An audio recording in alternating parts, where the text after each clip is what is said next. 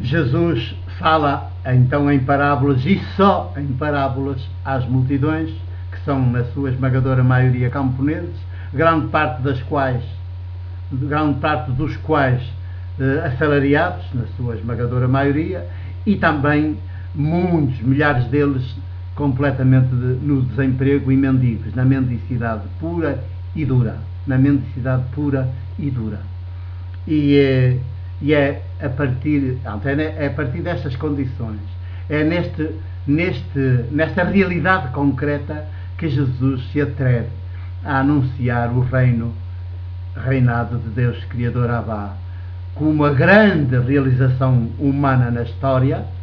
e que Deus Criador tem, que é o grande projeto político maiútico de Deus Criador, e que vai encontrar, evidentemente,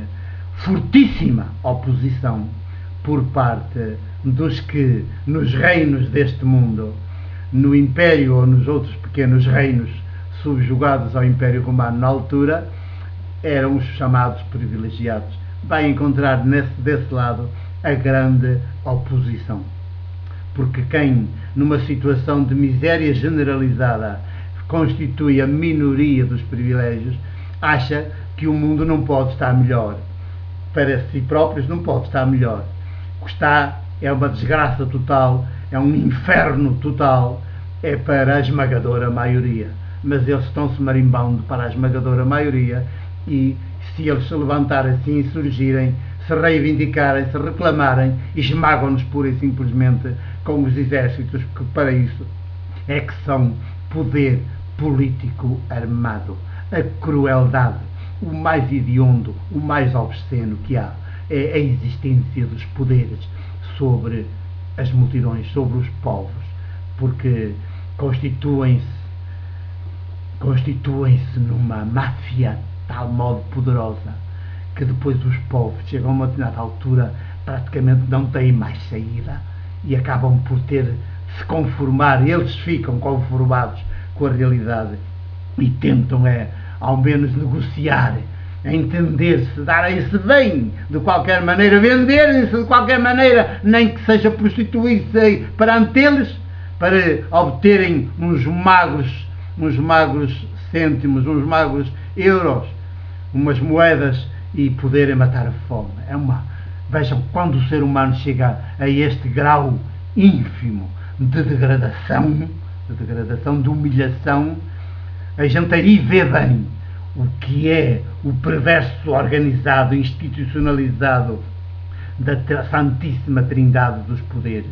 Eu digo Santíssima, já sabem que é com ironia, porque se dizer Santíssima e dizer demoníaca é a mesma coisa, porque só o demoníaco, só o intrinsecamente perverso, mentiroso, assassino é que se chama a si mesmo santo, santíssimo, porque senão existe simplesmente humano, ir a trabalhar para se desenvolver de dentro para fora e a trabalhar solidariamente para que todos os outros e as outras em seu redor e com eles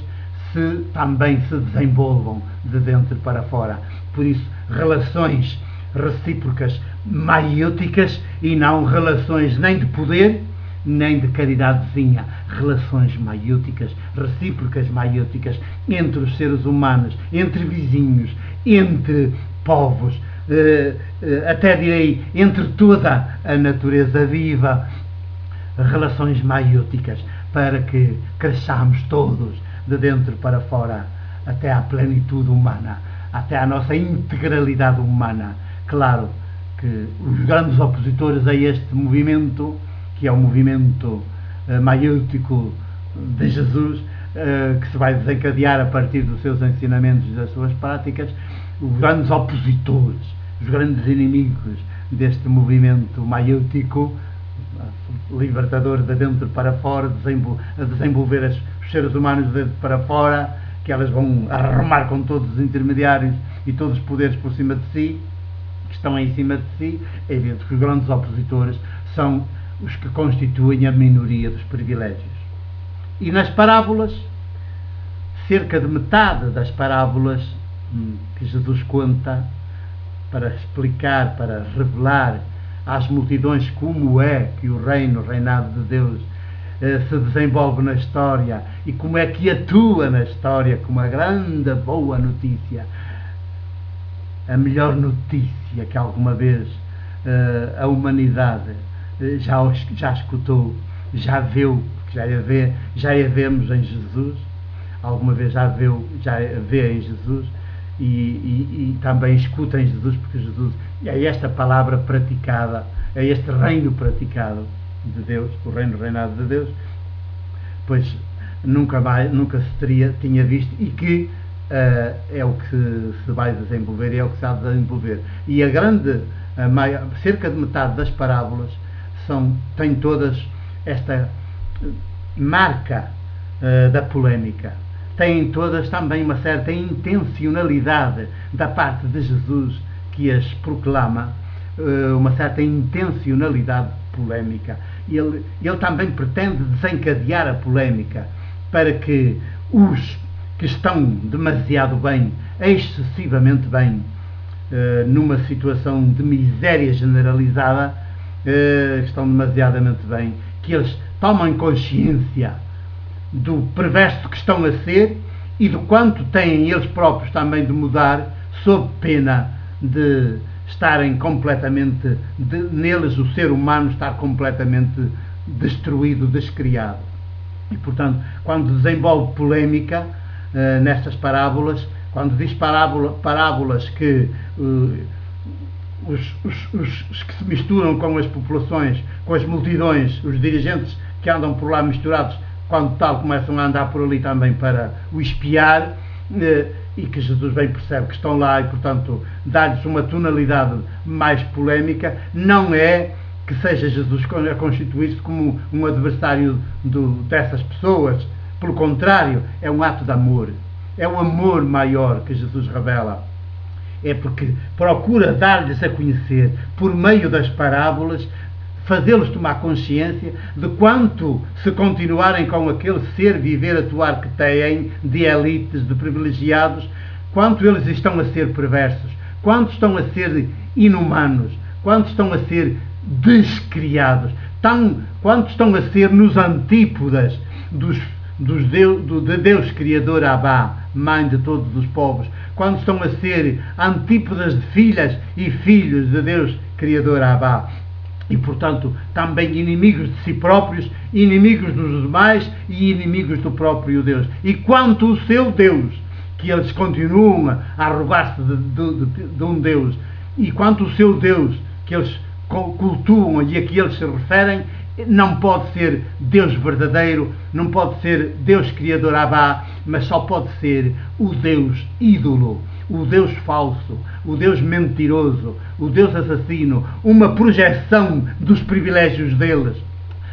precisamente para justificar esses privilégios, para justificar o seu estatuto sobre os demais e, portanto, justificar, de certa maneira, canonizar e portanto, fazer com que até as vítimas